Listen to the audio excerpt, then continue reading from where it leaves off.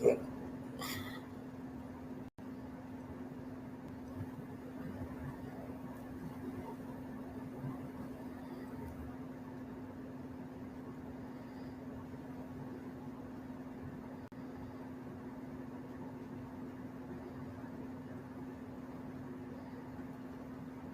Shalom Israel, for all the brothers and sisters tuning in, man. We live. If y'all could like and share the class, let everybody know we live. Baba Kasha.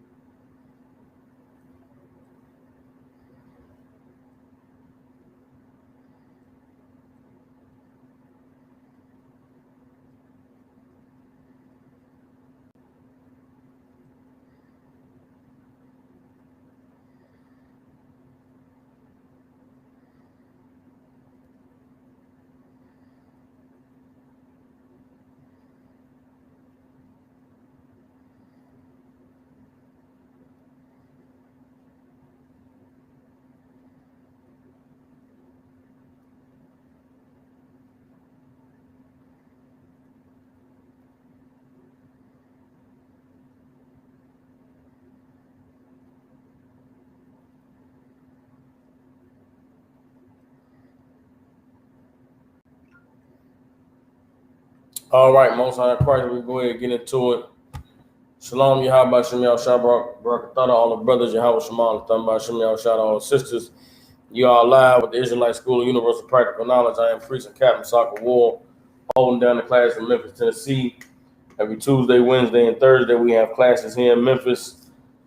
You brothers and sisters tuning in, you got any family, loved ones, people you care about in Memphis, Tennessee, and surrounding areas, get them in contact with the ISUPK. Since 1969, we have been teaching so-called blacks, Latinos, and Native American Indians the truth according to the Bible. What is the truth? The truth is that so-called blacks, Latinos, and Native Indians descend from the greatest people that have ever walked the face of the earth. The Bible identifies us as the lost 12 tribes of the nation of Israel. And in the year 2021, there is nothing more important than for God's chosen people to find out the truth of who they are, where they come from, and what their purpose is on the earth. So what these classes give us an opportunity to do is to go into this book called the Bible and to gain some understanding of what it's talking about. The Bible is a book that's been around for a long time, for many generations, thousands of years on the earth. And it is the most largely misunderstood and uncomprehended compilation of writings that I would say has ever been on the earth. Right, so what we do in ISUPK is we go into the Bible to remove all of the confusion, to dispel all the rumors, to clear up all of the, things that are taken out of context concerning this book, who it pertains to, and how we apply it to our lives today. We don't use the Bible as a good luck charm. It's not a book that we look at as just full of feel-good writings. The book is the historical and cultural record of a race of people on the earth and their dealings with God. And then you get into the Bible and you get to understand it and studying it. That race of people are the people who have suffered oppression, slavery, subjugation in the Western Hemisphere at the hands of who the Bible says is their oppressors and the devil on the earth. And so in 2021, there's a lot of things going on in the earth, and our oppressor, being the devil that is spoken of in this book, has lied to us about what's taking place in the earth. You understand? So tonight's class is going to be about how the Most High is visiting the earth. We will get some understanding about how God deals with us on the earth. We're going to talk about Mother Nature. We're going to talk about global warming. We're going to talk about this COVID-19 pandemic, the economic collapse that's been taking place for many years in this country. We're going to talk about the civil unrest that is really taking place in many places across the earth, but it is coming to America in a much more prevalent and a much more transformative way than what you saw during the time of the George Floyd protests. All these things that are going on in the earth, they are not coincidence. These things that are going on in the earth today, they are not happenstance. These things that are taking place in the earth today, it is not Mother Nature. You understand? Historically, all of the natural disasters that we have seen play out and take place on the earth the Bible gives us some understanding of the role that God played in those destructions. And our oppressor wants to hide from us that the Lord is the one who is responsible for life or death. The Most High is the one who causes earthquakes, tornadoes, and hurricanes. The Most High is the one, you understand, that causes trade markets to boom and the rich to get rich, and causes for economic collapses, which result in people becoming poor. You understand? Our oppressor wants us to believe that there's a system in place that they run and that they are in control of it, without acknowledging that there is a God, that there is a power that is above them, that is the one who truly determines who wins and who loses in this world. And we are living in the time of losers. You understand? We're living in a time where in this society, putting your trust and your faith in this society in whichever way that you may do it, and not acknowledging the power of the Most High, it is going to result in you being a loser. All these things we see going on, like I said, global warming, there's a ton of things happening in the earth right now. You somebody that pay attention to the news outside of just your community, you'll see that there's wildfires and droughts all over the West Coast right now. You understand? There's heat flashes and heat indexes all across, you understand, the middle part of the country right now. You understand? And there's other parts of the world and other parts of the country where they're getting torrential rains and they're getting flooding like they've never seen it before. There's earthquakes that's happening, volcanoes that are erupting. Not to mention there's a global pandemic in the form of COVID-19 that is shutting down and transforming the way that people live their lives. And all of this is the fulfillment of biblical prophecy. You understand? A brother on YouTube asked a question, are the cookouts open to civilians? Yes, if you're an Israelite, you can attend any of our functions or events that we have. But you're going to be it's going to be checked to verify that you are an Israelite. If you are not an Israelite, if you are a heathen, then you will not be allowed. All right? So that's what we're going to talk about today, man. All the great calamities that are taking place in the earth today and historically are God's doing. You understand? There's no such thing as Mother Nature. So let's go ahead and get into it. First scripture we're going to go to is Exodus chapter 9, verse 13. Like I say, when you go into the Bible and you go into studying the history of different events that have taken place on the earth, you read about different accounts in the Bible of events that took place. The Bible is very clear on where natural disasters come from. You understand?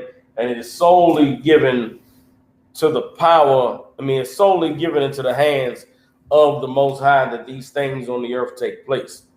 So let's go ahead and read Exodus chapter 9. We'll start at verse 13. It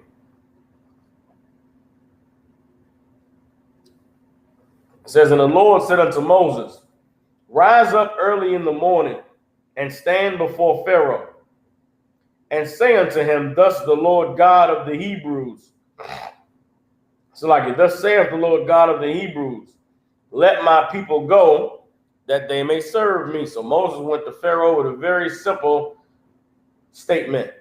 Listen, man, the God of the Hebrews, the most high power in the earth, he said, let them people go to worship him.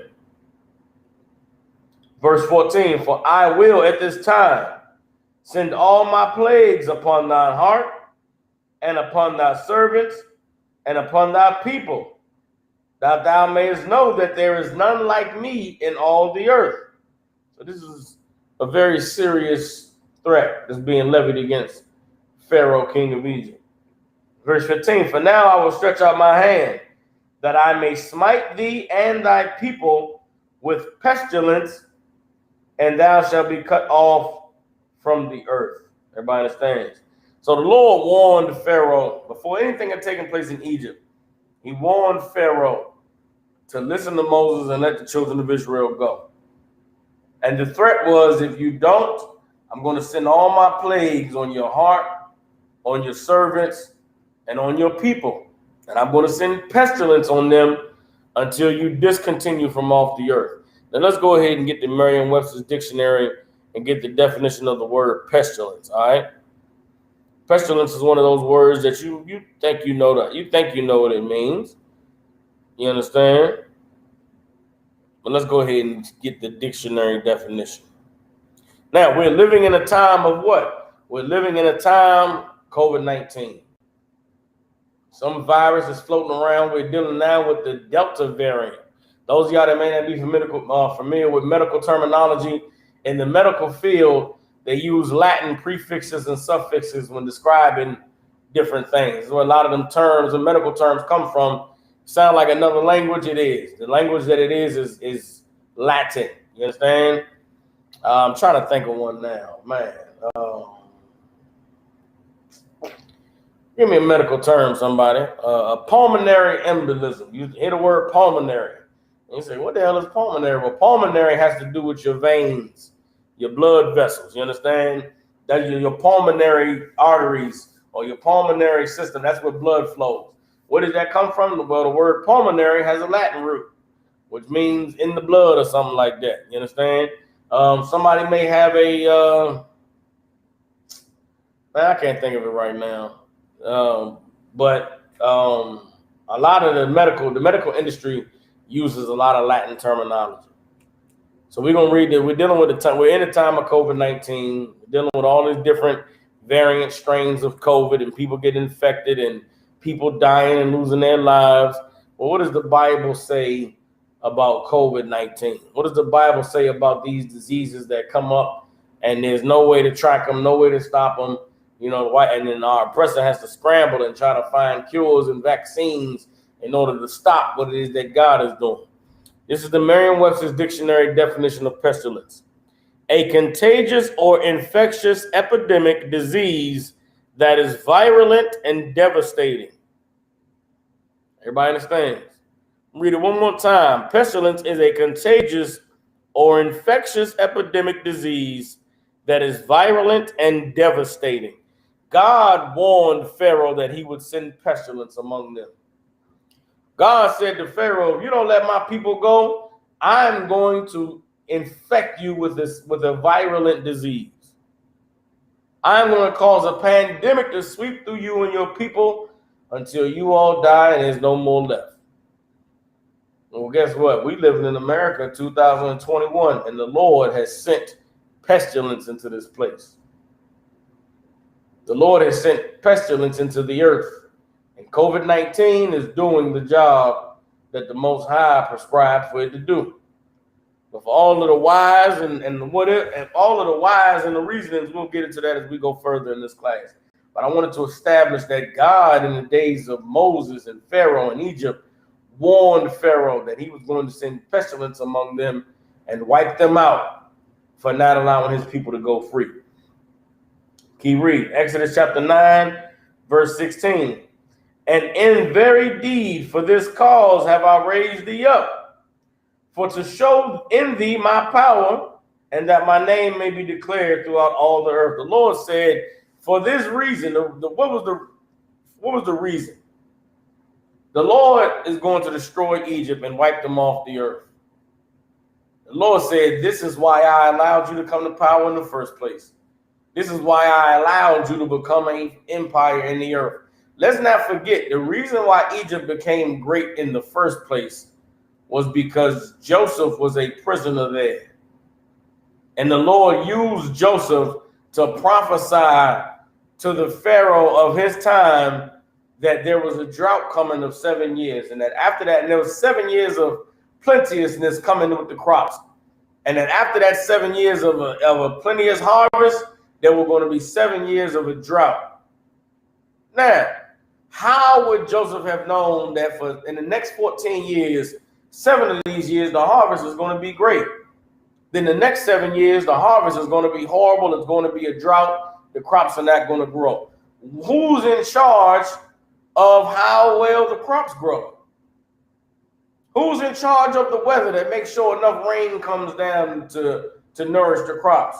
Who's in charge of the soil to make sure that the soil has enough nutrients to feed the plants so that they'll grow big and strong for the farmer to go and harvest them? God is the one that is in control of those things. God is the one that has the knowledge, and he imparted it unto Joseph. He gave it to Joseph to be able to interpret dreams, to be able to tell what was going to come to pass.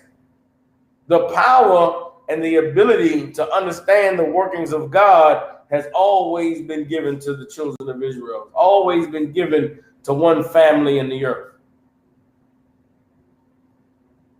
Egypt became great because of Israelites, because of a man of God prophesying. And then generations later, Egypt was brought to his knees because of what? Because a man dealing with God, Moses, and God using that man to prophesy the destruction of that same place who generations before God had allowed to rise up. God said, this is the reason why I rose Pharaoh in Egypt up, so that when I destroyed, show my power and my name would reign throughout all the kingdoms of the earth. Exodus chapter 9, verse 17. And as yet exaltest thou thyself against my people, that thou wilt not let them go. Verse 18. Behold, tomorrow about this time, I will cause it to rain a very grievous hail, such as has not been in Egypt since the foundation thereof, even until now. The Lord warned, listen, tomorrow I'm going to make it rain. And it's going to be a rain like you've never seen rain before. Oh, it's going to be record-setting rain. God made rain come down at record-setting levels in Egypt over 6,000 years ago. You think what's happening in China right now is not God? You're seeing drought take place in this country like there's never been hotter days as hot as the days that we're experiencing now. You think that's not God? There's drought in some places. I heard there's a drought so bad in Phoenix or Arizona or Nevada or California, one of them, where they're telling people you can't use the water no more. Matter of fact, here's what it is. Out there in Nevada where the Hoover Dam is, they said the water is so dangerously low now that if there's not rain or something taking place right now or very soon, that entire ecosystems are going to die. All the animals that thrive off the water that's in that dam, they're going to die and it's going to region further than what it is destroyed already. You think this isn't God doing these things? This is God working, man. It's the Most High causing these things to come to pass. The same way he did during the days of Pharaoh back in Egypt. Reading on, Exodus 9 and 19. Send therefore now and gather thy cattle and all that thou hast in the field, for upon every man and beast which shall be found in the field and shall not be brought home, the hail shall come down upon them, and they shall die. What happens in these natural disasters, man? People die. People lose their life. Why? Because God is not playing. Because the Most High is not a joke.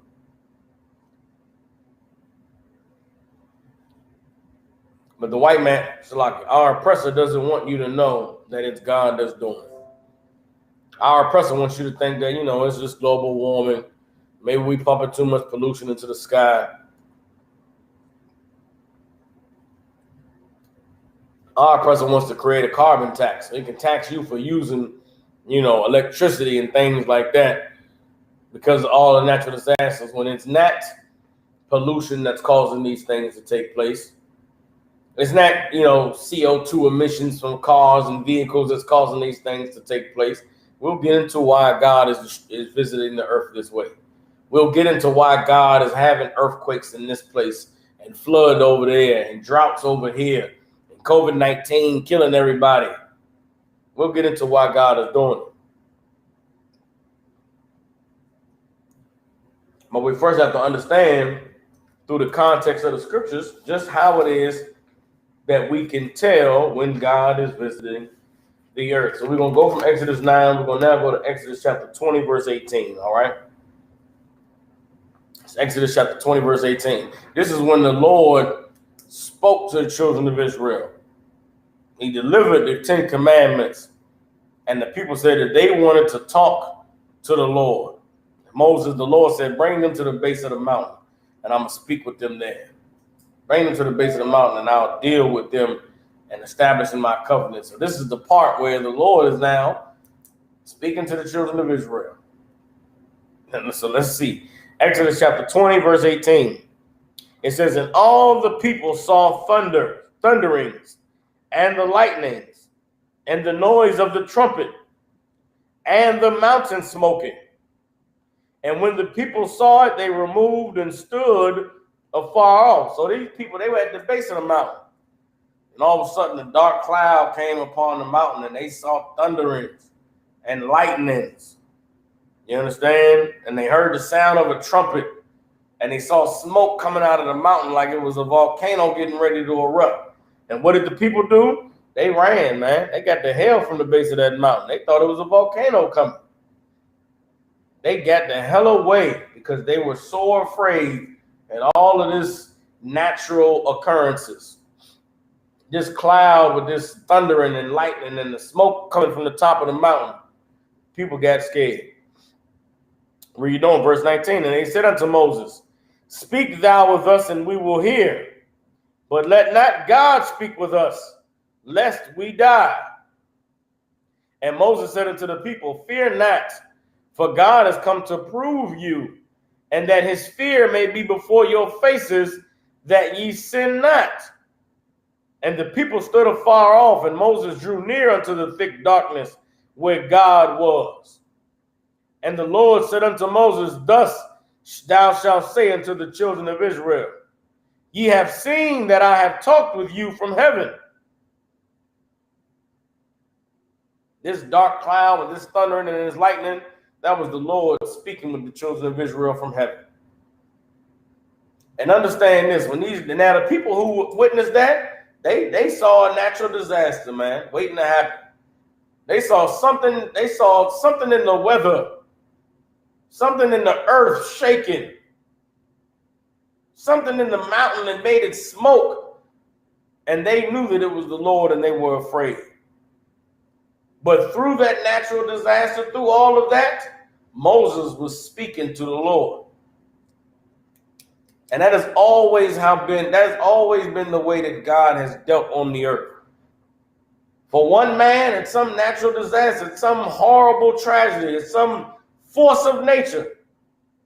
But for a man of God, it's a message from the Lord. For a man of God, it's the Most High speaking to warn his people, speaking to urge his people to stop sinning. The Lord visiting his people and visiting the earth so that they can be reminded of who truly is the power. And that's why the Lord does it. So that we would be afraid and we would do what he said to do. And only our oppressor is so arrogant to not be afraid of God. I remember when Hurricane Sandy took place. For y'all that don't remember, Hurricane Sandy was something that came and hit the East Coast. Hit New Jersey, hit New York. It was flooding all in Manhattan. All types of flooding down in the New York subway system. You understand? And all of that was God's doing. God brought all of that.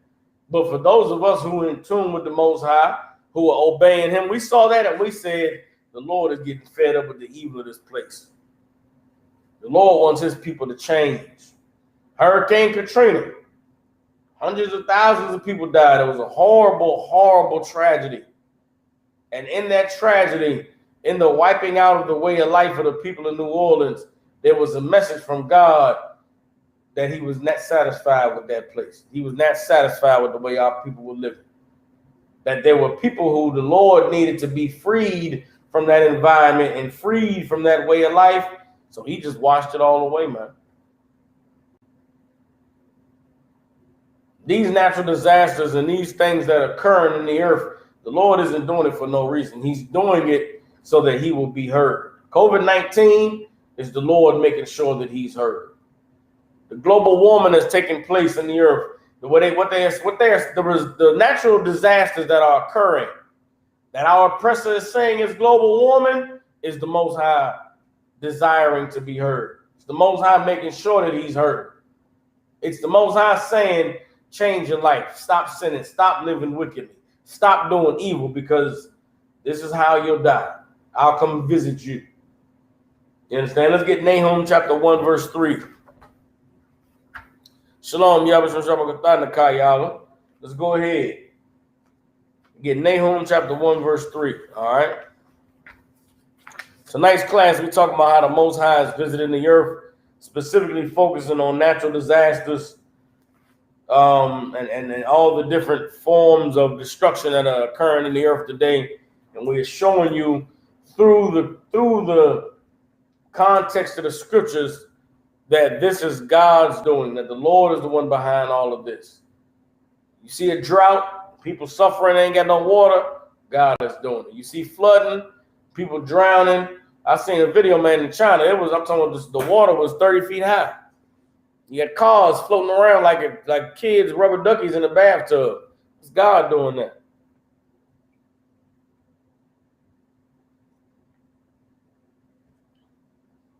You got earthquakes and volcanoes and all kinds of stuff erupting all over the earth. You got animals dying off, birds dropping dead in the sky. All these things are God's doing. And there's a reason why the Lord is doing it, and we'll get that as we continue on. But let's go to Nahum chapter 1, verse 3. Matter of fact, I'm going to read from Nahum chapter 1, verse 1. It says, the burden of Nineveh, the book of the vision of Nahum, the Elkoshite. Verse 2, God is jealous, and the Most High revengeth. The Most High revengeth and is furious. The Most High will take vengeance on his adversaries, and he reserves wrath for his enemies. The Most High is slow to anger and great in power, and will not at all acquit the wicked. The Most High has his way in the whirlwind and in the storm, and the clouds are the dust of his feet. The Most High has his way in the whirlwind and the storm. What is that talking about? That's talking about the hurricane. That's talking about the tornado. That's talking about the tsunami if you're in the eastern hemisphere of the world. The Lord is the one to do these things, man. And there's no escaping it. There's no getting away from it. The only option you have is to acknowledge it's God and to fear him and to pray that he never brings it down on you. Keep reading. He rebuketh the seas and maketh it dry, and drieth up all the rivers. You understand? Bashan languisheth, and Carmel and the flower of Lebanon languisheth, given different land areas that are being broken by these natural disasters. Verse 5, the mountains quake at him, and the hills melt, and the earth is burned at his presence. Yea, the world and all that dwell therein. The mountains quake. See them earthquakes? That's the Lord. Volcanoes erupting? That's the Lord. You understand? Hills melting. What make a hill melt? That's that lava coming down from that volcano. That's that heat scorching the mountainside. You understand? And the earth is burned at his presence. Yea, the world and all that dwell therein. Verse 6. Who can stand before his indignation? Who can abide in the fierceness of his anger? His fury is poured out like fire, and the rocks are thrown down by him. This is the Most High. You understand? You see, I keep relaying the Most High to natural disasters. I keep talking about things that's occurring in nature. The rocks falling down, the hills melting, the sea drying up. This is how the Lord deals with the earth. This is how the Lord visits us and shows us his power. Verse 7. The Most High is good, a stronghold in the day of trouble, and he knoweth them that trust him. But with an overrunning flood, he will make an utter end of the place thereof, and darkness shall pursue his enemies. He'll make a flood and just wipe you out, and darkness will pursue his enemies. This society we living in is so fragile, man. Think of everything we have right now. Right now, you sit at your home, you watching this class on your telephone, on your phone, on your mobile device. You watching it on your laptop. You're watching it on your smart TV that's connected to the internet and your Facebook profile or your YouTube page. Well, imagine the Lord just came through and just, with a little flood, a little bit of rain, and wiped out the power grid. The Lord just turned the heat up a little bit and just fried all the wires that's hanging out at all your electrical substation systems and wiped out all the power. then what happened? Then where's your society? Where's your law and order? Where is your keeping everything together? Right now, we're living in a time where, you know, air conditioning is a relatively a necessity. Like, damn near everybody got an air conditioner. But what if the Lord just made it so hot that there's no power? Think of people who you know living in apartment buildings. Think of people you know living on 3-4 stories. You understand? You somebody, you got a house, you may have a yard. Hell, power don't work. Maybe you bring the family and open up some tents and we sleep in the backyard. You somebody living in an apartment building, you in a 13-floor apartment building, and you living on the 7th floor, and God just come through and wipe out all the power. You ain't got no air conditioning. You on the 7th floor, it's hot, it's smoldering. What you gonna do for comfort? What you gonna do to bring ease to yourself? There's nothing that you can do. And we don't realize how fragile this way of life is, and the Lord could just come through with a little flood or hold back the rain and just let there be a little drought, and everything that you trust in disappears. Keep reading. Hold on. We drop Nahum. Now we're going to go to Isaiah chapter 29, verse 6. All right? Go to Isaiah chapter 29, verse 6.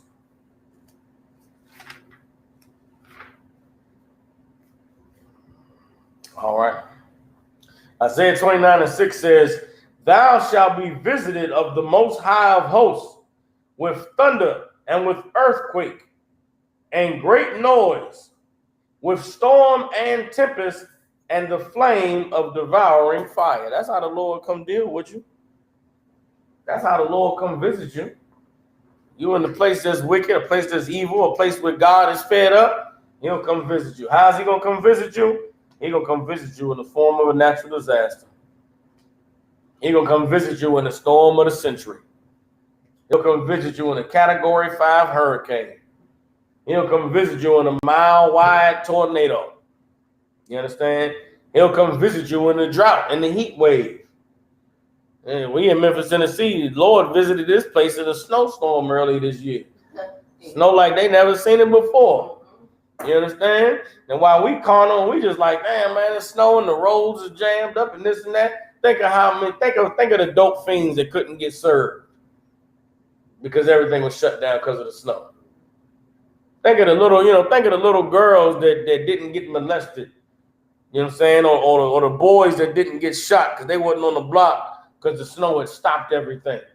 You don't know what the Lord is doing when he visits this place. But your oppressor doesn't want you to acknowledge that it's God that's doing it. He wants you to believe it's something other than the Most High. You understand? The Bible is showing us and telling us time and again that the Most High is the one that we see in the weather, that we see in all of these natural phenomena. So white man, our oppressor wants you to believe it's Mother Nature. Why Mother Nature? Because Mother Nature, she loves you, she cares.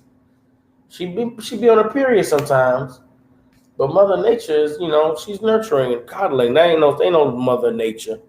It's God, and it's God being disgusted at all the evil that he sees on the earth, and almost feeling like, man, they forgot who I am. They think they just gonna do whatever they want to do. Ain't gonna be no consequences or repercussions. That's not how it go down. Psalms 18 and 13.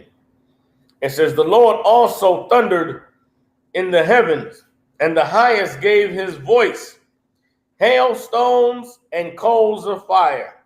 Everybody understand? Verse 14, "Yea, he sent out his arrows and scattered them. He shot out lightnings and discomfited them." Everybody understand? The Lord is the one that is, again, one man's natural disaster is another man's sign from God. We just read how the Lord warned Pharaoh through Moses that if you don't let my people go, I'm going to bring pestilence down. One man's global pandemic is another man's God wiping out our enemies. Right now, we're in the time of COVID-19, and COVID-19 is a very serious and real thing. Nobody should take it lightly, but understand that God is behind COVID-19. The Most High is the one who determines who lives and who dies. You understand? And just because you die doesn't mean the Lord is against you. But understand that the Lord is doing this thing, and it is having an effect globally. It doesn't just affect the family or the loved ones who pass away, but it affects the entire system of oppressors who murders and kills and promotes evil in the earth, ruling over God's people. And that's why he brings these things down. The Lord does the things that he does to cripple systems and to bring down empires, to remind the earth that he's the true power. Now, why is it important that I bring these things out? Why am I saying it like this? Because right now there's a concerted effort being made in the earth to convince you that God has no power, that the power is in the hands of our oppressor. I watched a whole video and read an article today about how in Dubai is a place that is over there in the Middle East, United Arab Emirates. Everybody understands? It sits on the coast of the Indian Ocean out there in the Middle East. And out there in Dubai, they are pouring so much money and their wealth and resources that are available in this place that the heat in Dubai is ridiculous. I'm talking about 135, 140 degrees weather. It's crazy. Well, I read an article where to stop the heat, they sent drones into the clouds and shot the drones with electronic pulses to create charges in the clouds so that it would make rain fall down. You understand? It's matter of fact, I'm about to see if I can pull up a video and play it for y'all in the class. There is an article that is out and available right now for you to go read about scientists in Dubai creating rain.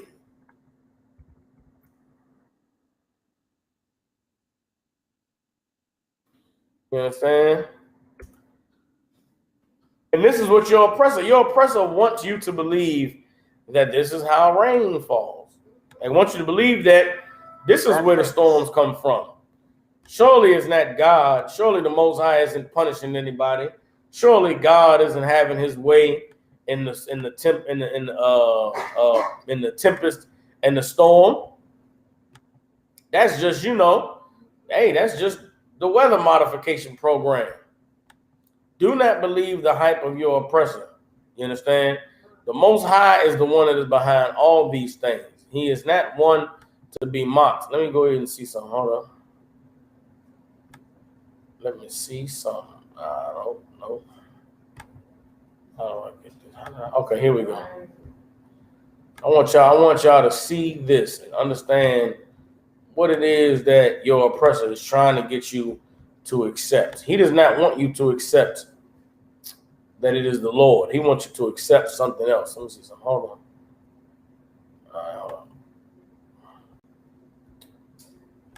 All right, for those of you tuning in online, let me know what y'all seeing.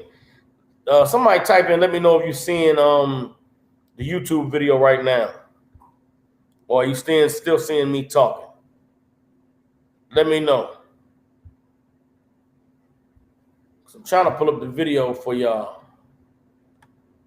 All right, let me see something. All right. Stop the screen share. Now I'm doing the share screen. Boom, boom. Okay, now the screen is being shared. Okay, here we go. There we go. All right, that's what I want. Boom. Okay, now you can see. Boom. Now y'all see the video. I want y'all to watch this video. We're gonna watch this video together. All right. Put the sound on there. I'm gonna turn it for you. All right. For the sister that's in the class, I'm gonna turn this around for you to be able to see it. All right. Can you see it from there? All right. Boom. Here we go. So it says the United Arab Emirates, parched from heat waves and an arid climate, is testing new technology to zap clouds with electricity to artificially create rain. Similar forms of cloud seeding have existed for decades. But the process has typically used salt flares and has come with concerns about the environment, expenses, and effectiveness, according to the Desert Research Institute and CNN. So the UAE is now testing a new method that has drones fly into clouds to give them an electric shock to trigger rain production, the BBC and CNN have previously reported. The project is getting renewed interest after the UAE's National Center of Meteorology recently published a series of videos on Instagram of heavy rain in parts of the country. Water gushed past trees, and cars drove on rain-soaked roads. The videos were accompanied by radar images of clouds tagged #cloud seeding. The Independent reports recent rain as part of the drone cloud seeding project. The UAE has used other cloud seeding methods involving salt flares in the past. The UAE oversaw more than 200 cloud seeding operations in the first half of 2020, successfully creating excess rainfall, the national news reported. There have been successes in the US, as well as China, India, and Thailand. Long-term cloud seeding in the mountains of Nevada have increased snowpack by 10% or more each year, according to research published by the American Meteorological Society. A 10-year cloud seeding experiment in Wyoming resulted in 5 to 10% increases in snowpack, according to the state of Wyoming. The practice is used in at least 8 states in the western U.S. and in dozens of countries, the Scientific American reported. The UAE is one of the first countries in the Arab Gulf region to use cloud seeding technology, according to the National Center of Meteorology website. Martin Ambaum, a researcher who was part of the team that worked on the drone initiative, told the BBC the aim of the UAE's project is to change the balance of electrical charge on the cloud droplets, causing water droplets to clump together and fall as rain when they are big enough. The efforts are part of the country's ongoing quest to ensure water security, since the 1990s through the UAE Research Program for Rain Enhancement, according to the center. Water security remains one of the UAE's main future challenges, as the country relies on groundwater for 2/3 of its water needs, according to the National Center of Meteorology website. The arid nation faces low rainfall level, high temperatures and high evaporation rates of surface water, the center says. Paired with increased demand due to high population growth, this puts the UAE in a precarious water security situation, according to the center. But rain enhancement may offer a viable, cost-effective supplement to existing water supplies, especially amid diminishing water resources across the globe, the center said.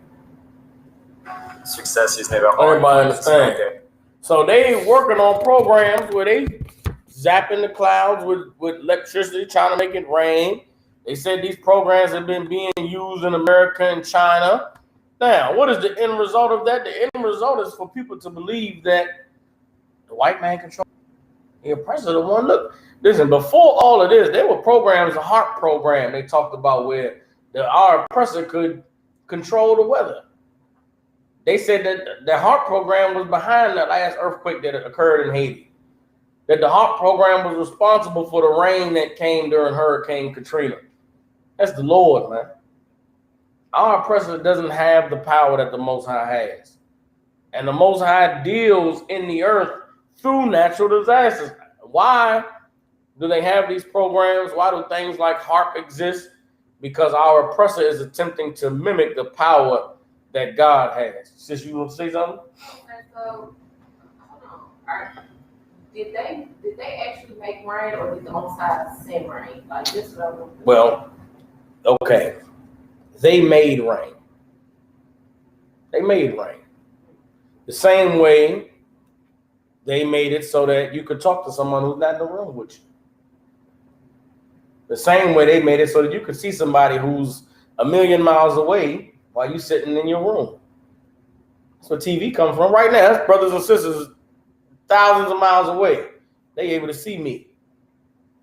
Before technology, where was that power? Who could do that? The Lord could do it. The Lord took Ezekiel up in the spirit in Ezekiel 8th chapter. The Lord took Ezekiel and took him into the temple of the Lord at night, where the men were there sacrificing to other gods and eating swine's flesh. How was Ezekiel able to see what was going on sitting in his room? The Lord took him in the spirit. You understand? There's power that the Lord got. Our oppressor has always, his desire and ambition is to be God. So he's always sought to create ways that he can mimic the power of the Most High. Now, they took little drones up in the sky, right? They shot little electronic beams in the clouds and they made rain. But did they make a hurricane? Did they make a torrential downpour? Did they make something that the earth has never seen before? No. Who does that? For thousands of years, there have been hurricanes. There have been earthquakes. There have been tornadoes. Who was doing it before they came with this technology? God was doing it. Why are they making the technology? Because they want to be like God. And the Bible warns us about that. What the Lord requires and demands is that nothing and no one gets the power for what he does. And that's why the Lord does things on such a grand scale. The Most High doesn't do things on a scale that man can comprehend, that man can measure. Our oppressor is trying to create rain. He sent a little drone and they add maybe 5% more to the rainfall in the region. Well, why is it not raining there in the first place? Why is it so hot there? How come won't no water fall? Because God don't want the water to fall. If God wanted the rain to come, the rain would come. But what does our oppressor do? They seek to find ways to go around the Most High. And the Bible warns us about that. Let's get 2 Thessalonians chapter 2. We're going to start at verse 2. All right? Let me start at verse 3. Come. There was famine during the time well, it was famine about. Mm-hmm. During the time of Joseph, we had to deal with it. Like, listen, here's the thing. This is what people don't forget. We read in the Bible about Egypt and about how Egypt was all powerful and Egypt was mighty. How did Egypt become powerful in the first place? I said this a little early in the class. Egypt became powerful because there was a man of God in Egypt named Joseph who the Lord used to prophesy to Pharaoh that there was 7 years of a harvest, abundance harvest. Then there was going to be 7 years of drought. Well, how could the Lord give Joseph the forecast for the next 14 years about the harvest? Because the Lord was the one that was responsible for the 7 years of the plenteous harvest. He also was responsible for the 7 years of the drought. Egypt wouldn't have been shit if it wasn't for Joseph telling Pharaoh what was coming. You understand? Then generations later, they forget who's responsible for them being there. So what did the Lord do? He sent Moses to warn Pharaoh. Either you let my people go or I'm going to plague this place with pestilence. I read the definition of pestilence earlier. Pestilence is a virulent disease. It's a pandemic like COVID-19. God said, I'm going to bring a virus like COVID-19 to Egypt and wipe y'all out. All the plagues, think of all the plagues of Egypt. All the plagues were natural occurring phenomena that God created. The Nile turned to blood. Right now, if somebody living in Tampa, Florida right now, there's something called a red tide right now. There's a ton of dead fish and dead animals washing up on the beaches of Tampa right now. The air down there stink like shit. If you live near Tampa Bay, near the bay in Tampa, it stinks like hell. Why? Because all these dead animals washing up. Ask the scientists, who are all these dead animals coming from? Why is the water red? They're saying, well, it's because of the global warming. The earth is heating up, the water's hotter, there's more algae blooming. The algae is creating different toxins in the water and it's killing the fish. That's God doing that. The Lord is the one making that happen. The Lord is the one that turned the Nile river to blood. What happened when the Nile river turned to blood? Animals and fish died and the river was stinking. This ain't nothing new. God been doing this. Then as a result of the stinking and the dead fish, what happened? All the frogs came out of the goddamn river, came into the land, into people's houses. Then after the frogs, here came all the locusts and all the flies and all the disease and all of the boils that people was getting on their skin. God did all that needed.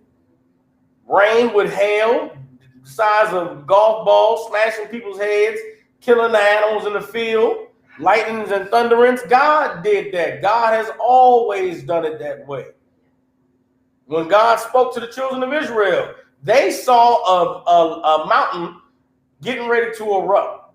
A dark cloud on the mountain lightning, thundering, the mountain was smoking, the earth was shaking. That was God talking to them. And the people, when they were afraid, Moses came and said, the Lord said this. You understand? So one man's natural disaster is another man's message from God. The only men that get the messages from God through these things are the men who are righteous and serve the Lord. The men who the Lord has chosen, not like, here, I'm choosing you to understand what this means. But the men who have given their lives to serving the Lord so they know how he moves. You understand? Right now, COVID-19, God is doing it. Global warming, God is doing it. Flooding all over the earth, God is doing it. Drought in different places, God is doing it.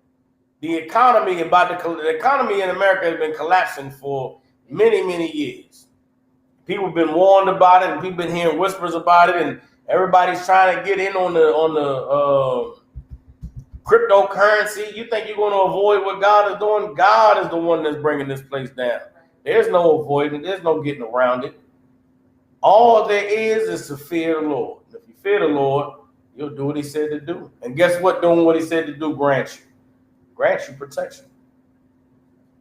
It grants you never having to fear about any of these things because I know I'm serving the Lord. Let's go ahead and get these scriptures, all right? Second Thessalonians chapter 2. Let me get the 2 Thessalonians.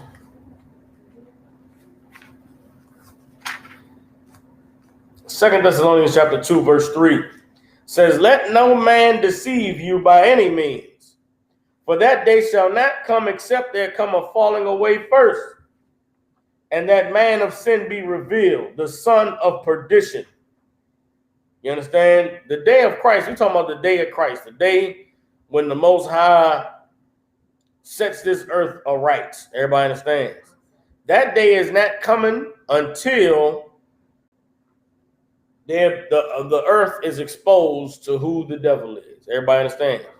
Until the earth is able to see who it is that is responsible for all this death and destruction and evil occurring in the earth. Everybody understands?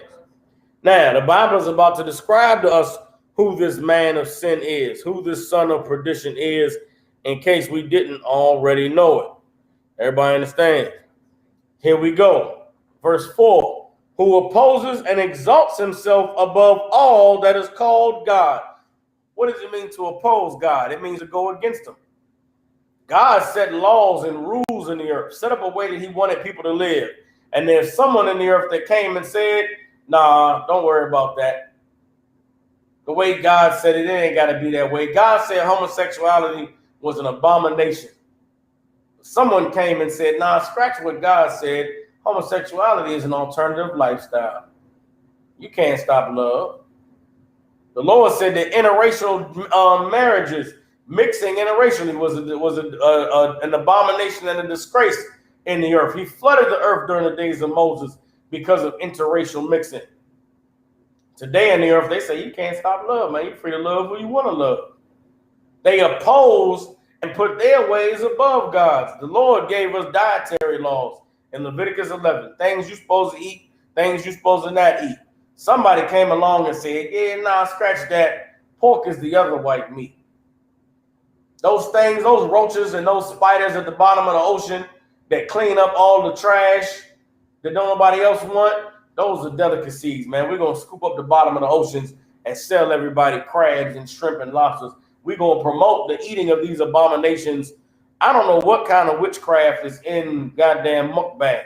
But there's some shit stuff up. There's some stuff called mukbang right now where women sit stuck at their TV watching somebody shove crab and lobster and shrimp in their face. And squeeze lemon juice and some red sauce. And they love to just make all sort of throat sounds. I don't know what it is with this mukbang. You understand? But there's something about it where people just got to do it. And it's not that they just watch it. People watch it, then what they want. Then what do they do? Then guess what? They want to go and they want to get a seafood boil. They want to go buy them a bag and they want to sit and they want to eat like the people they watching on the TV eating. Your oppressor brought you that. He opposes and puts himself above everything that's called God. The Bible tells us that the Lord is the one in these natural disasters. Our oppressor says, no, we can do that too. And they go up in the clouds and shooting laser beams into the clouds to make it rain. The Bible talks about how God is everywhere at all times. He sees everything, knows everything. Nothing can be hidden from God. Our oppressor says, nope, we got something for that. We're going to put surveillance in your cell phone. We're going to listen to all your conversations. We're going to put a chip in your computer where even if you turn it off, we still watching, we still listening. You got your smart TV, you can connect all your apps. Well, guess what? We watching everything you're doing there too. They want to be God. They want to make themselves God. The Bible goes on to say that. 2 Thessalonians chapter 2, verse 4. Who opposes and exalts himself above all that is called God or that is worshipped, so that he as God sits in the temple of God, showing himself that he is God. That's what he wants. What is the temple of God?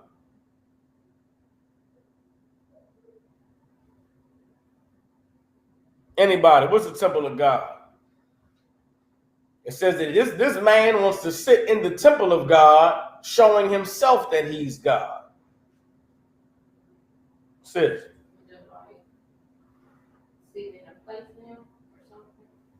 Okay, when you say sit in the place of him, what does that mean? Like, the most I sit up high, he trying to sit up high. Okay, you on it a little bit. You on it a little bit. Anybody else?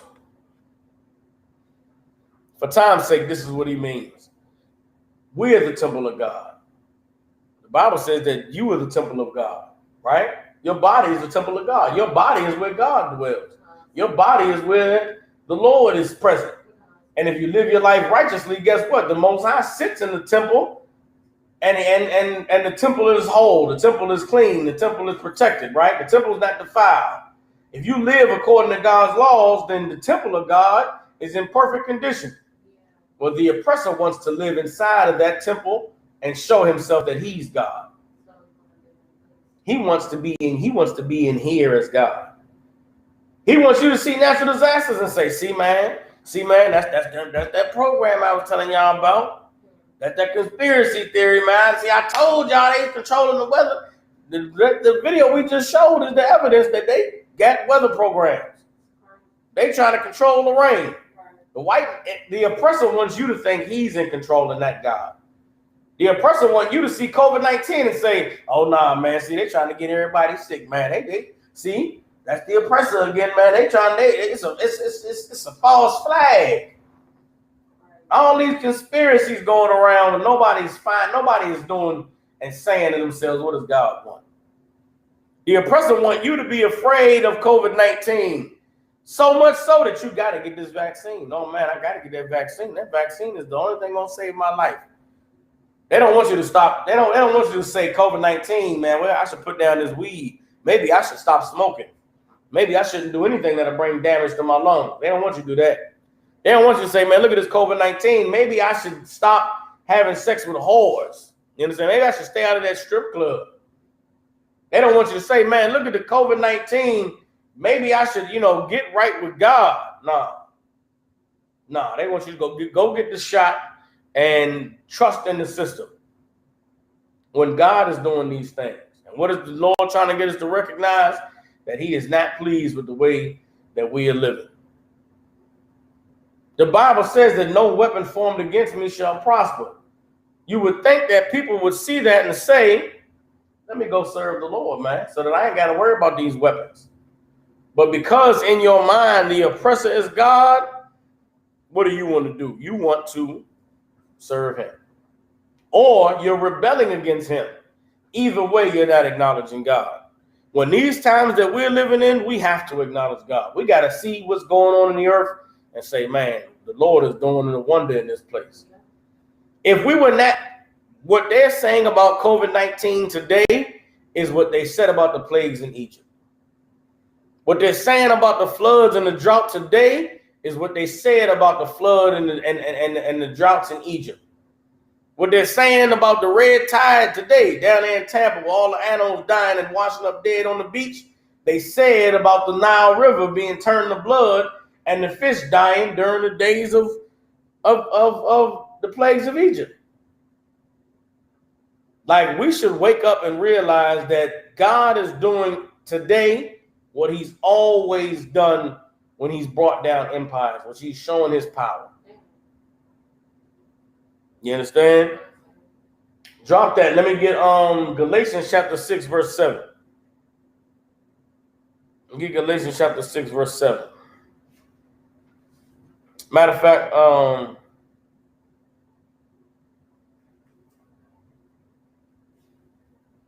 going to go ahead and keep moving. Galatians chapter 6, verse 7.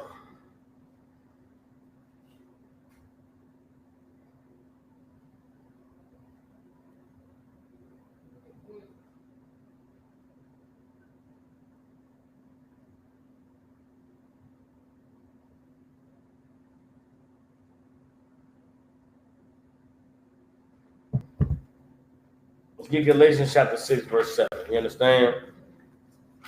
Here's what we have to understand about what's taking place in the earth and why these things are occurring. Galatians chapter 6, verse 7 says, "Be not deceived, God is not mocked. For whatsoever a man soweth, that shall he also reap." You understand? And what we have to understand is that there's a lot of evil taking place in this earth.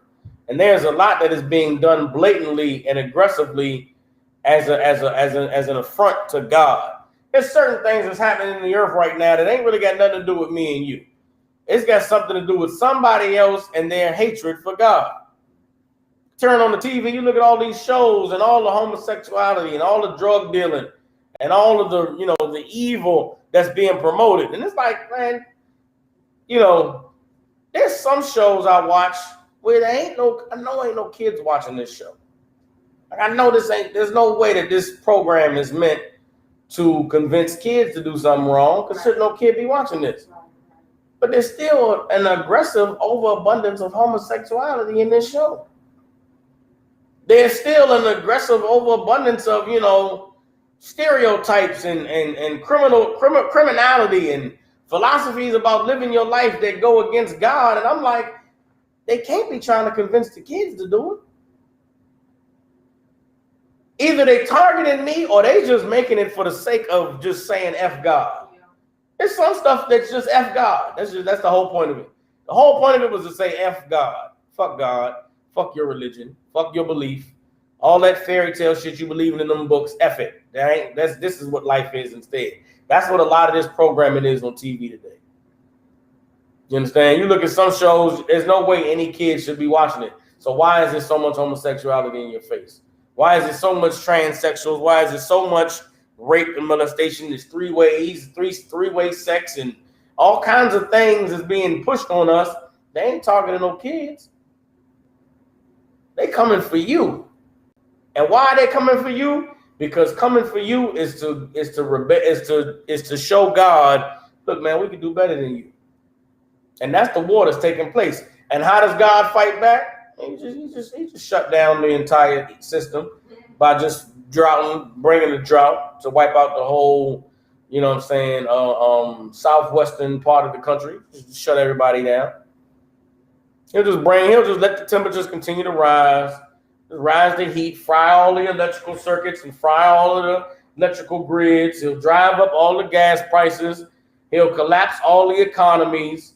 He'll make it so that everybody is distraught and angry and mad, so that they'll go rebel against their government. They won't be worried about being homosexuals or be worried about any transgenders, because they'll be trying to eat. They'll be tired of starving. They'll be tired of being, broken at every turn by something that the oppressor is doing to rob them of what it is that they're working for. That's God that's making those. He's setting those provisions in place.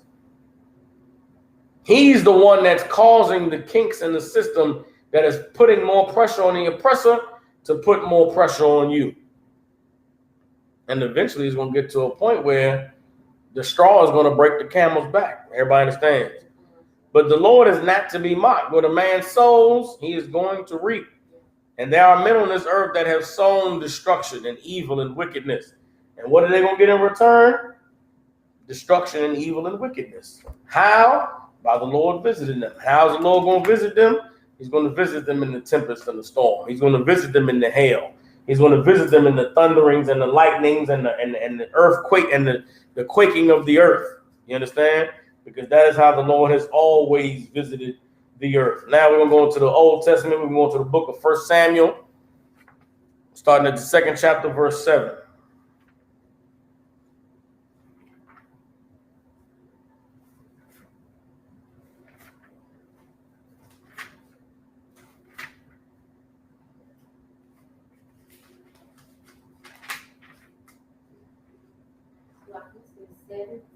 Yes, 1 Samuel chapter 2, verse 7.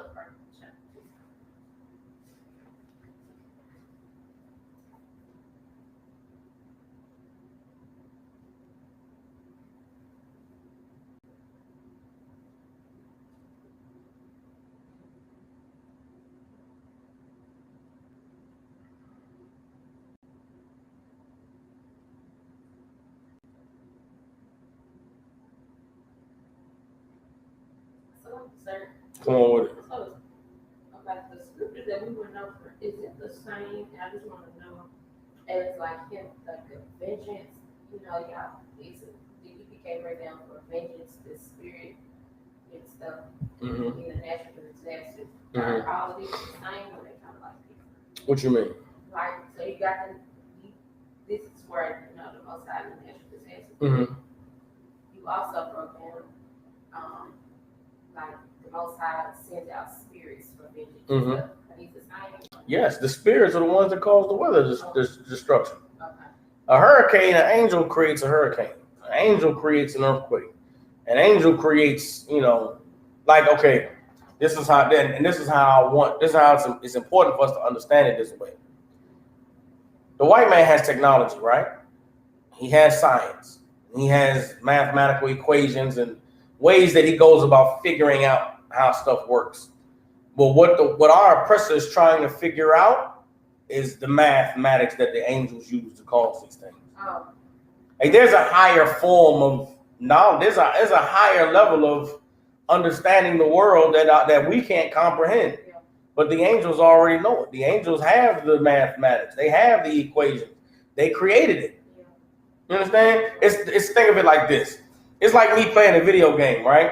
I play Grand Theft Auto, and I could run, and I could put a gun in somebody's face and get them out the car, and I could drive in the car and play the music on the radio, and then it start raining while I'm playing the game. Well, me trying to study the game to find out how all of that works, there's a science to that game. There's somebody that programmed me running. They programmed press this button to run. They programmed to hold these two buttons to point a gun at somebody. They programmed when the gun gets pointed, somebody says, ah. So there's programming, right? That's the earth. God created the earth and created the weather and the sun and the moon, all the things that occur, God created. And there's a system that everything operates by. The body has a system. The body is it's an intricate machine. You can go to study, you can go to school, become a doctor and study, you know, the pulmonary system for 7 years, 8 years. You learn how blood vessels work and how arteries work and how stuff gets distributed through the body, through the blood, right?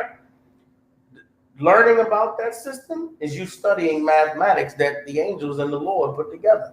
You're studying the system that God created, trying to figure it out. That's what our oppressor is doing with the weather, with reality, with everything. They're trying to find, God damn it, they're trying to solve the mystery of how does all of this work. But I could go and try to find out how does Grand Theft Auto work, or I could just enjoy the game. Our oppressor, they don't want to be bound by the rules of life on earth. Yeah. They want to push outside of the rules, which is why they're studying everything. You understand what I'm saying? So yes, it's all the same. The Lord, when I say the Lord does it, the Most High never moves from his throne. He has angels who are responsible for making these things happen. You understand? All right. 1 Samuel chapter 2, verse 7. And this is a very important scripture for us to understand. It says, the Lord maketh poor and maketh rich. He brings low and lifts up. You understand? The Most High is the one behind who gets rich and who gets poor. You got people out there playing the lottery, man. You got brothers investing in cryptocurrency and all of these different things. You got people that's, searching for all of these different ways to come up. But understand, God is responsible for who comes up and who doesn't. You understand? What people don't realize is being rich isn't the money you got in your bank account. That don't make you rich. You understand? Being poor isn't living paycheck to paycheck. You understand? The Lord is the one that puts us in positions in life that determines what our status is going to be. But to live your life searching for riches is to live a poor man's life. I want you to understand what I'm saying. To live your life searching for riches is to live a poor man's life. Why? Because having money does not make you rich. Having wealth does not make you rich. What makes you rich in this earth is knowing the Lord, fearing him, and doing what he said to do. It's having the understanding that if God is on my side, then everything else is going to fall into place. Now, is there still a responsibility for you to go out there and to work and to grind and to hustle and to study and to gain understanding so that you can create opportunities for yourself to acquire wealth? Yes, there's a part you got to play. But woe unto the man who spends all of his time and his resources trying to gather money and never learns to serve God. It's better for you to learn to serve God, and the money will come when the money will come. You understand? There are people who live their lives trying to find a way to game the system, trying to find a way to come up without understanding that God will destroy the system tomorrow, and then who's rich and who's poor. God will destroy the system tomorrow, and all your dollars in your account will equal zero. And then what? The Lord is the one who raises men up and brings them down. We're living in the time of the men who are considered rich in this world being brought down. They're being brought low. And because of that, you should not be worrying for riches. You should not be studying, how can I come up? You should be studying, how do I serve the God who's responsible for who comes up and who's brought low? Reading on in 1 Samuel 2, verse 8, he raises up the poor out of the dust and lifts up the beggar from the dunghill, to set them among princes and to make them inherit the throne of glory. For the pillars of the earth are the Lord's, and he hath set the world upon them. Everybody understand? He will keep the feet of his saints, and the wicked shall be silent in darkness. For by strength shall no man prevail. Everybody understand? Verse 10, the adversaries of the Most High shall be broken to pieces. Out of heaven shall he thunder upon them. The Most High shall judge the ends of the earth, and he shall give strength unto his king and exalt the horn of his anointed. Everybody understand? That is what the Most High is going to do. That's what's in the Most High's power. Perhaps you should serve the Lord rather than believing that you know the keys to how to survive economically once the economy crashes. Understand that the economy crashes, God is the one crashing the economy. And God is not crashing the economy for another system that the oppressor has created to now take its place. The Most High is going to crush the entire thing. Everybody understand? Drop that. Let's get Isaiah chapter 47, verse 3. The oppressor does not want you to know what the Most High's role is and all these things that's going on.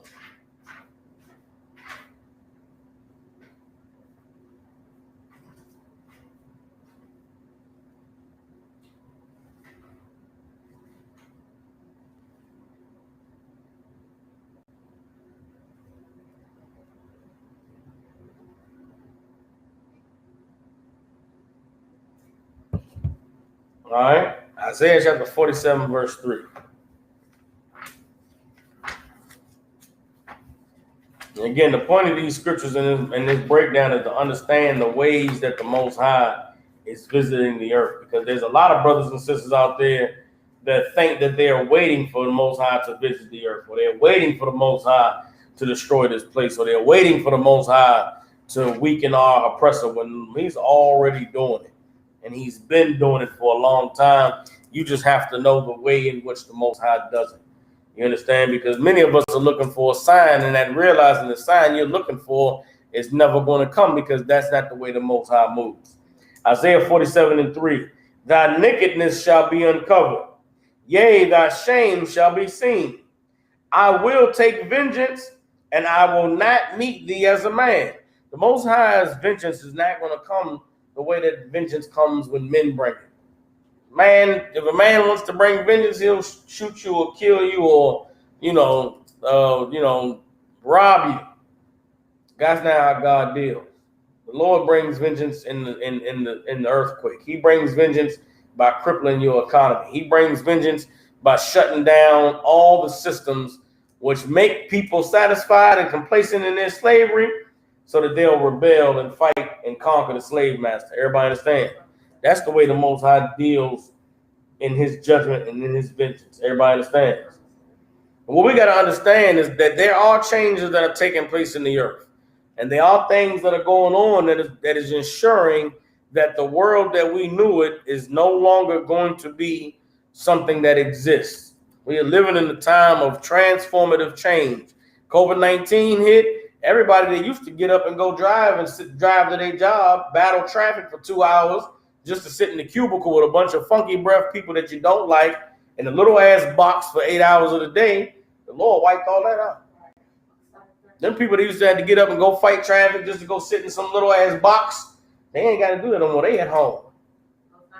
At home, relaxing and chilling, listening to their music in between phone calls. You understand? They pressing their buttons on the computer, clickety clack.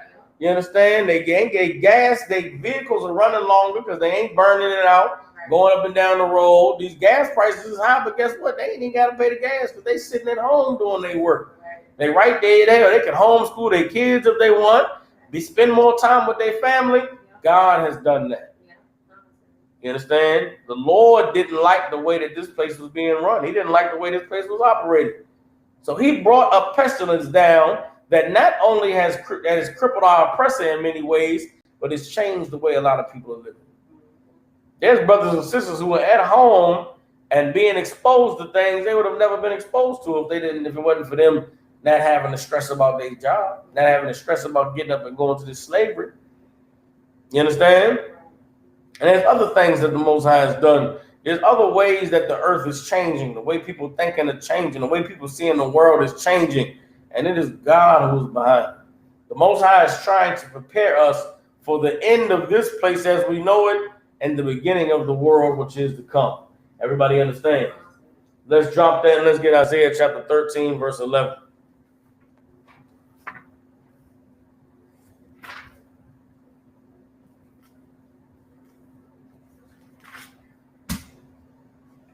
Get Isaiah chapter 13, verse 11.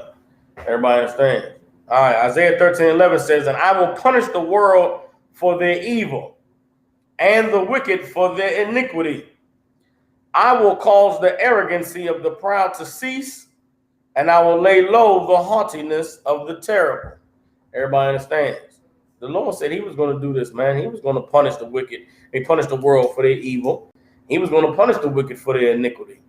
He was going to cause the arrogancy of the proud to cease and will lay low the haughtiness of the terrible. Everybody understand? All of these things that are taking place in the earth right now, it is the Most High beginning to bring an end to this world, beginning to show the people who he wants to see that this place was never the place that we should have deemed our rest. This place was never the place that we should have saw ourselves getting comfortable and settling in and desiring to live the dream that our oppressors set forth for us. Everybody understand? Reading on. Isaiah 13:12. I will make a man more precious than fine gold, even a man more than the golden wedge of Ophir. You understand? There was a time when men weren't. In this society, men are not valued. In this society, men are being trained to forget the importance and the necessity of them being protectors and providers. and guiders and leaders and responsible for the well-being and the oversight over their families. There's a lot that's being done on this earth to really bring a man down to being nothing. You understand? And that's not what the Most High desires. The Most High desires for a man to be more precious than gold. How does the Most High make a man more precious than gold? He makes men necessary again. How does he make men necessary again? All of the systems that were in place that made men obsolete have to be removed. You understand? Huh? No, yeah, Moses like it. Most High in Christ. No, I thought you said something. Most High in Christ. You understand? Think about it. All of those people that used to get up and leave and go to them jobs every day. Now everybody's at home. There needs to be a man around where woman can't work and watch kids at the same time. You understand? What about all of the people who ain't working that's in the neighborhood? They know people home all hours of the day. Maybe they may come trying to rob or come trying to steal. Needs to be a man there.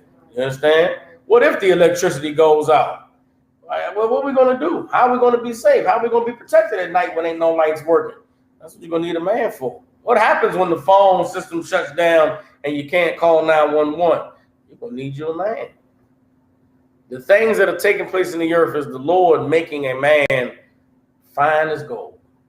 Restoring the strength and the power and the necessity of men. You understand? All right. Let's see something. Verse 13. Therefore I will shake the heavens, and the earth shall remove out of her place in the wrath of the Most High of hosts, and in the day of his fierce anger. And it shall be as the chase roe, and as a sheep that no man takes up. They shall every man turn to his own people, and flee everyone into his own land. Everybody understand? Those are the times we living in, man. The Most High is bringing this place down, and the safety and the protection and the just general relaxed tone that everybody had is wearing off, man. We people everywhere are realizing we're living in serious times. And as everybody begins to realize that we're living in serious times, they're going to begin to conduct themselves seriously. And what is the most serious thing that you can do with your life? Serve the Most High. The most serious thing you can do with your life is fear the Most High. The most serious thing you can do with your life is to do what the Most High said to do so that you'll be protected. Everybody understand? Let's drop that. Let's get Jeremiah chapter 25 and 12. Jeremiah chapter 25, verse 12.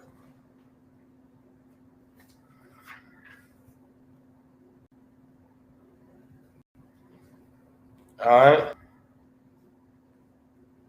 This is Jeremiah chapter 25, verse 12 says, and it shall come to pass when 70 years are accomplished that I will punish the king of Babylon and that nation, saith the Most High, for their iniquity, and the land of the Chaldeans, and will make it perpetual desolations. You understand? And I will bring upon that land all my words which I have pronounced against it, even all that is written in this book, which Jeremiah has prophesied against all the nations. Keep reading. For many nations and great kings shall serve themselves of them also, and I will recompense them according to their deeds and according to the works of their hands.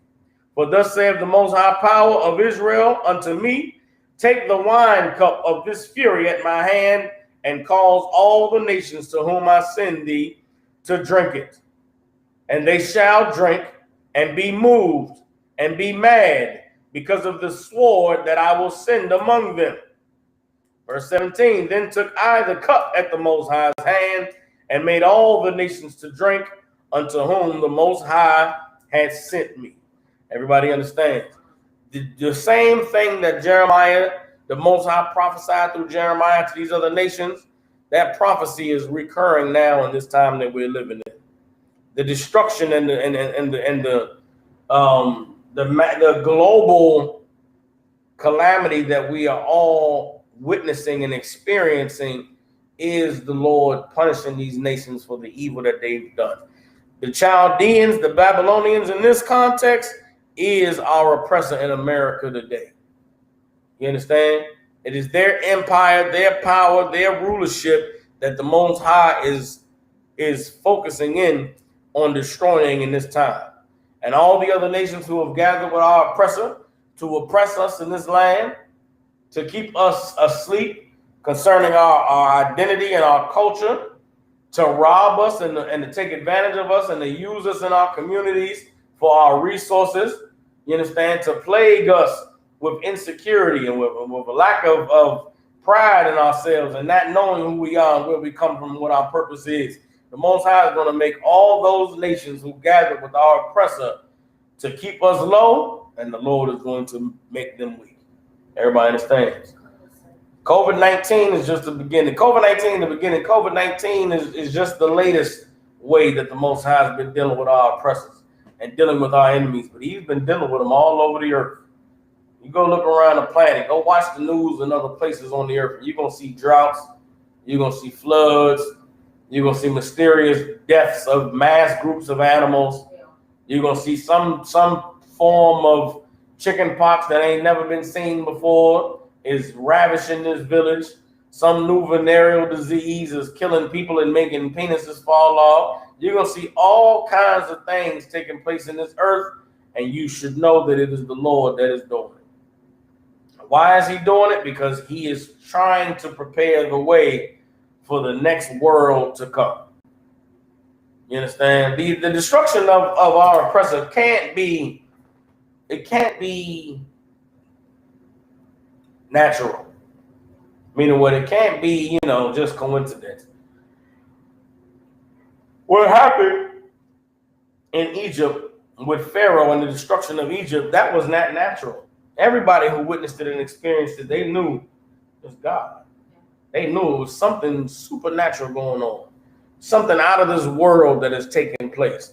Well, that's what it's going to take to bring this empire down today. That's what it's going to take to cripple this oppressor. This oppressor can't be brought down by guns. He can't be brought down by, missiles. He can't be brought down by just the average way empires rise and fall in the earth. Something supernatural from the Lord has to take this oppressor out. And that is why the things that are occurring in the earth are taking place. Everybody understand? We go now to Isaiah chapter 47, verse 12.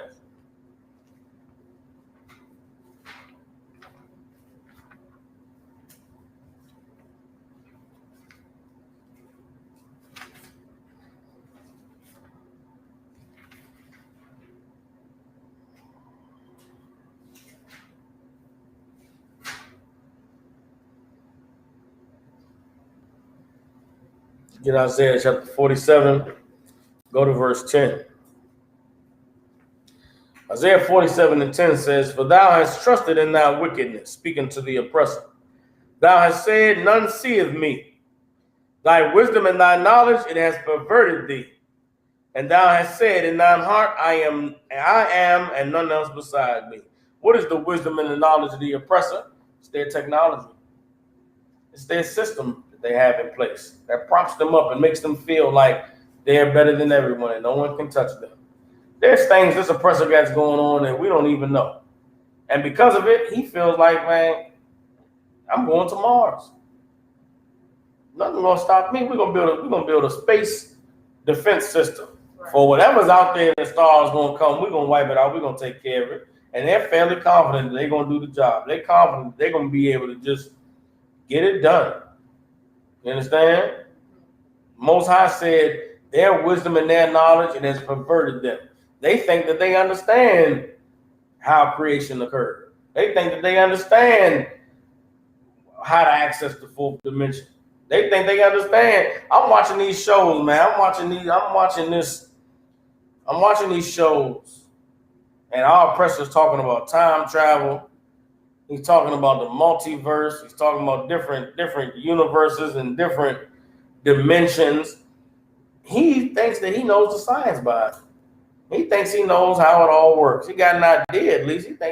And because he has an idea, he thinks he can tap into it. Yeah. He don't know that. He doesn't know that his attempts at recreating God's natural system is laughable to the Most High. You understand? There's things that our oppressor has done, and he's been successful. He's done a good job for man, but the Most High Lab said it. Everybody understands? The Most High said to stand now. You trusted in your wickedness. You said none seeth me. This is Isaiah 47:10. Thy wisdom and thy knowledge, it has perverted thee, and thou hast said in thine heart, I am, and none else beside me. Verse 11. Therefore shall evil come upon thee. Thou shalt not know from where it rises, and mischief shall fall upon thee. Thou shalt not be able to pull it off. And desolation shall come upon thee suddenly, which thou shalt not know. Most High is wiping, he's going to wipe this place out. He's going to destroy this oppressor. And there's nothing that they're going to do about it. Verse 12, stand now with thine enchantments. Don't turn from your technology today. Don't turn from your system. Stand now with thine enchantments and with the multitude of thy sorceries, wherein thou hast labored from thy youth. If so be thou shalt be able to profit. If so be thou mayest prevail. The Lord says, stand now with all of your enchantments, with your sorceries. You've been laboring in them since your youth. Our oppressors have been laboring to try and create what God has for so long. Think about where the idea of flying came from. Man been on the earth for how many years? How many thousands of years has man been on the earth? It wasn't until this man rose in the earth that people wanted to learn how to fly. How long man been on the earth? It wasn't until this man came on the earth that he wanted to devise a system of electricity. How long has man been on the earth? It wasn't until this man came to power that we created firearms and guns and missiles and tanks. The Lord is saying, stand with it, man. Don't run from it now. You didn't labor so hard. You done fought so hard and so long to be the big bad man, to be all-knowing and all-seeing and all-present. Stand now. The Lord said, don't stop. And when you understand the history of our oppressor and the roots of what is taking place in society today, when you understand the roots of it, goes back thousands of years, goes back into ancient cultures, then you'll understand what the Lord is saying here. You understand? People love to talk about, not talk about, but the Most High is talking to the people who have been laboring to overthrow him for thousands of generations. You understand? What our oppressor has done in the past 100 years, because they only been flying in 100 years. They only had guns for 300 years. Tanks and, missiles and all of that, the past 50 years, past, 100 years. They've been trying to get this way for thousands of years. They've been trying to get to this point for thousands of years. You understand? And the Most High said, you done fought long and hard to get to where you at. Well, stand on it. Right. Don't back down now. Don't get scary now. Stand with it. And let's see if you'll be able to prevail. You understand? Keep reading verse 13. Thou art wearied in the multitude of thy counsels. Let now the astrologers, the stargazers, the monthly prognosticators stand up and save thee from these things that shall come upon you. Behold, they shall be as stubble. The fire shall burn them. They shall not deliver themselves from the power of the flame. There shall not be a coal to warm it, nor a fire to sit before it. Thus shall they be unto thee with whom thou hast labored, even thy merchants from thy youth. They shall wander every one to his quarter, none shall save thee. Everybody understands? The Most High is going to destroy this place. He is going to bring it down. So what should you do? You should put your trust in the Most High. You should see the Most High destroying it. You should see him bringing it down. You should look at COVID and say, man, surely God is moving in this place. You should look at global warming and say, yeah, that's God doing that, man. God is he destroying this place. They talking about the rising of the sea levels. You go look at every major city across this earth. All of them sit on the sea borders. And imagine if the Lord did something, who knows what, but did something to make the water rise 30 feet all across the earth. What if global warming is the Lord melting all the ice caps so that the sea levels rise? What if the sea levels rose 200 feet? New York City would be buried underwater. The entire New York City would be buried underwater.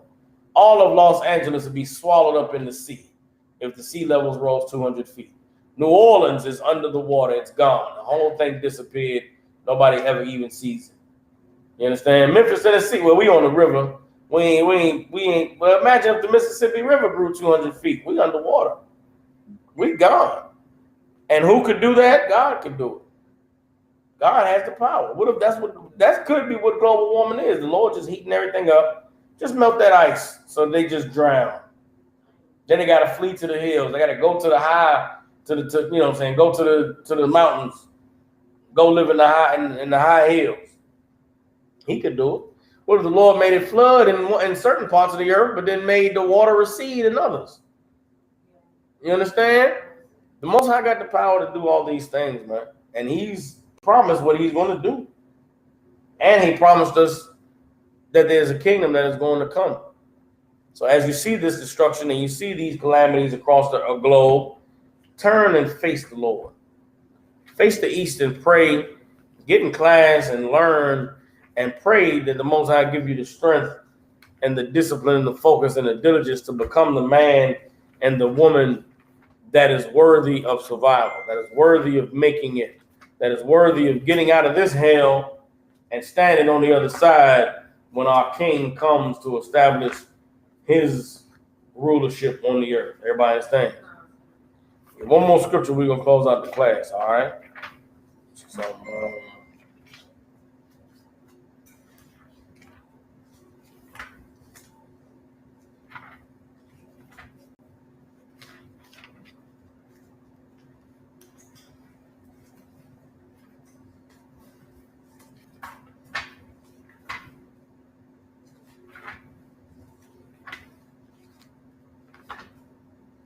go to Daniel chapter 2, verse 45.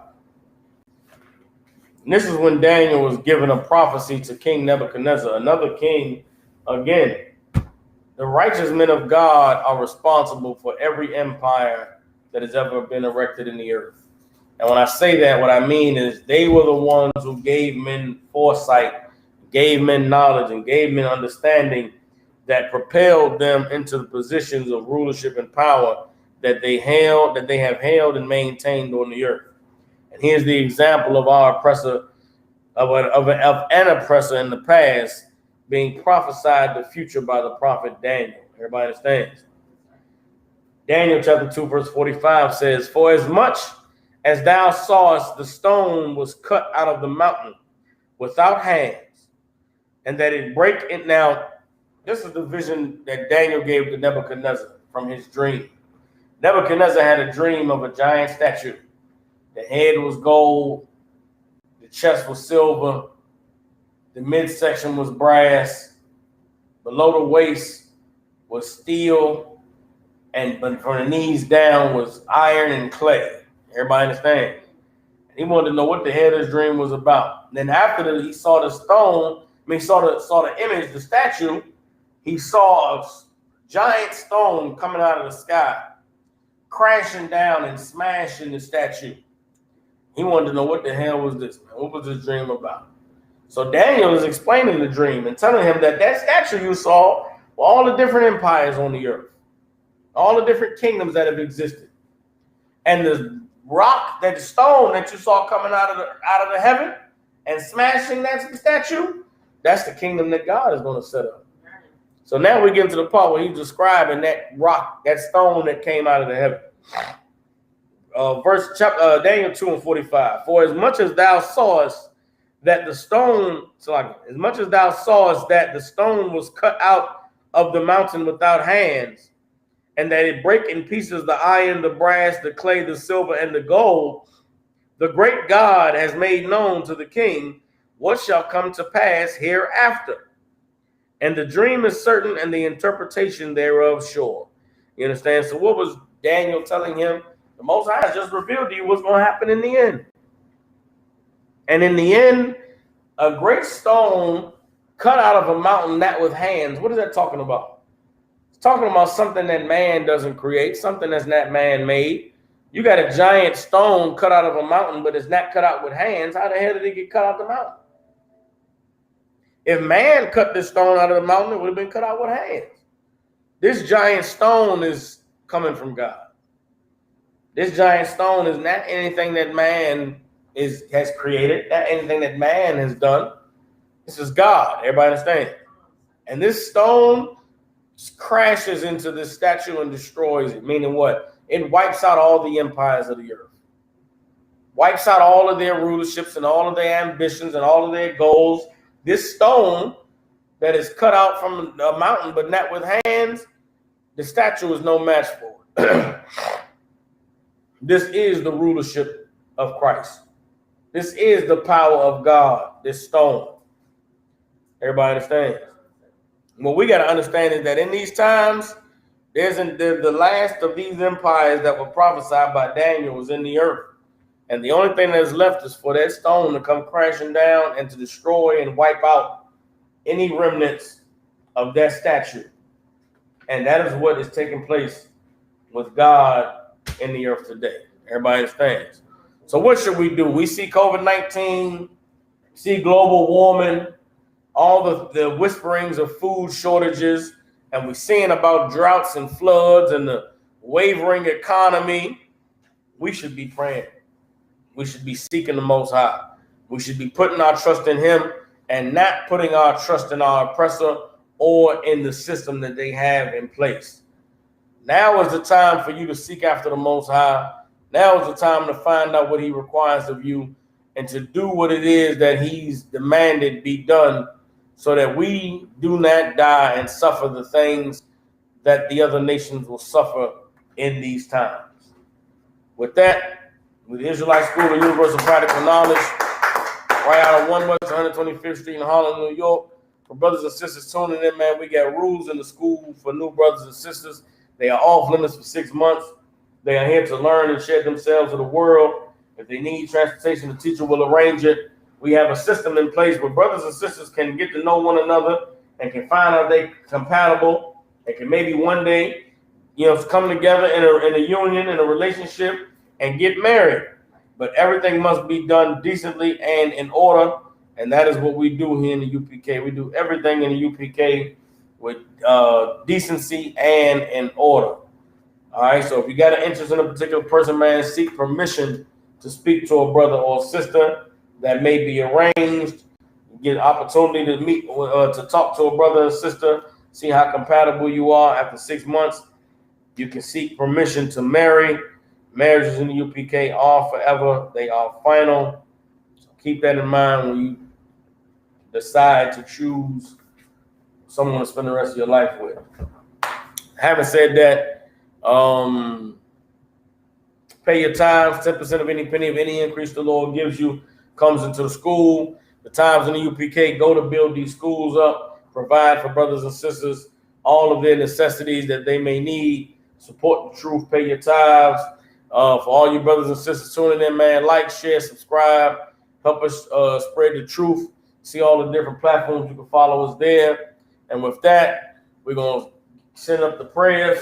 So Imagine, which means to stand. Punya Hakodum, which means turn and face the east. We're just going to say the Lord's Prayer tonight, all right? All right, we're going to say it in the Hebrew first. Repeat after me. Abanawa, Shabbat Shemayim, Kodash, Hayah, Shemka, Yahweh, Malakaska, Thaba'ah, Ratazayaka, Hayah, Aisha, Ba'arataza, Kawa, Hayah, Bashamayim, Nathananawa, Lakam, Ka, Yawam, Wasalak now, Kababwav now, Kasalak now, Kababwav now, Wala'ah, Tabayan now, Banasai 1, Abal, Abashai now, Mayan, Rad, Kaya, Laka, Hamalakwa, Waha'ala, Wahapara, Wahatha Pa'ara, most of Christ. Amen. All right, we're going to say it in English. Our Father, which art in heaven, hallowed be thy name. Thy kingdom come, thy will be done in earth as it is in heaven. Give us this day our daily bread, and forgive us our debts as we forgive our debtors. And lead us not into temptation, but deliver us from evil. For thine is the kingdom, and the power, and the glory, forever. So be it. Saw, which means turn. We're going to give courtesy salute. One courtesy salute for the brothers, men of Israel, Madam Shabbat, Amajim, Barak, Yahweh, Shem Yahushua, Barakathon. So Most High bless you in the name of Yahushua. Yajamatah, hands down. Saw, turn and face the sisters. Give the sisters one courtesy salute. Men of Israel, Madam Shabbat, Amajim, Barak, Yahweh Shema, Alathan by Hashem Yahushua. Yajamatah, class dismissed.